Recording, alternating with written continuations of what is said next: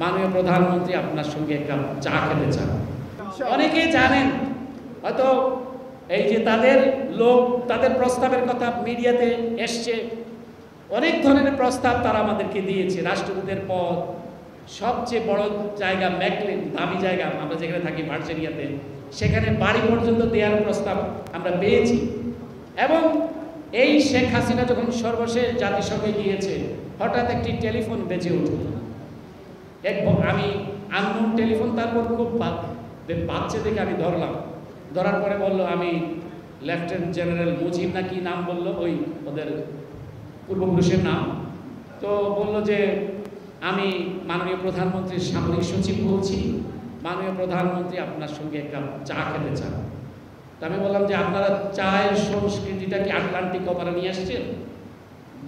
টুঙ্গিপাড়া থেকে এখন আটলান্টিকের ওপারে আপনারা চায়ের সংস্কৃতিটা নিয়ে আসছেন। Mind it general, it is United states. তা আমাকে বলল না, আমি কিন্তু আমাকে ইমপ্রেস করার জন্য সে আমাকে বলল যে আমি কিন্তু ম্যাডামের এসএসএফ এ ছিলাম। আমরা ম্যাডামের এসএসএফ বুঝতে পারি নাই। বলো যে আমি ম্যাডাম যখন প্রধানমন্ত্রী ছিলেন তখন আমি এসএসএফ এ কাজ করতাম। আমি বললাম যে সেই বিবেচনায় কি হাসিনা, এইভাবে সেই বিবেচনায় কি হাসিনা আপনাকে এসএসএফ এর প্রধান অথবা সামরিক সচিব করেছে, সেটা আমাকে বিশ্বাস করতে বলেন? বললো আমি ভাই আপনার সঙ্গে আসলে তর্কে পারবো না, বুঝেন তো আমরা চাকরি করি, তো এই জন্য আপনি যদি একটা। আমি বললাম আমার যা কিছু সব কিন্তু পাবলিক, প্রাইভেট কিছু নেই। আমি অবশ্যই শেখ হাসিনাকে দাওয়াত গ্রহণ করব, সেটা পাবলিকলি আমি তার প্রেস কনফারেন্সে যাব এবং প্রেস কনফারেন্সে গিয়ে আমি পাবলিকলি তার সাথে কথা বলবো। আমি তাকে দুটো প্রশ্ন করব এবং এই দুটো প্রশ্ন আমি আপনাকে অ্যাডভান্স দিয়ে দিচ্ছি। একটি প্রশ্ন হলো যে শেখ হাসিনা যে বাংলাদেশকে কবে তিনি একটি নির্দলীয় নিরপেক্ষ সরকারের কাছে ক্ষমতা হস্তান্তর করে মানুষের উপর থেকে এই জগদ্দল পাথরটি সরিয়ে নেবেন, সেটি আমার প্রথম প্রশ্ন।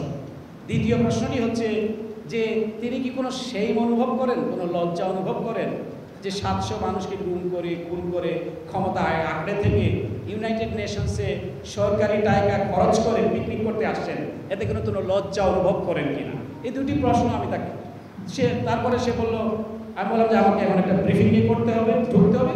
প্রশ্নটি করেই আমি ফোনটি রেখে দিয়েছি। আমি কথাগুলি বলছি নিজেকে জাহির করবার জন্য নয়।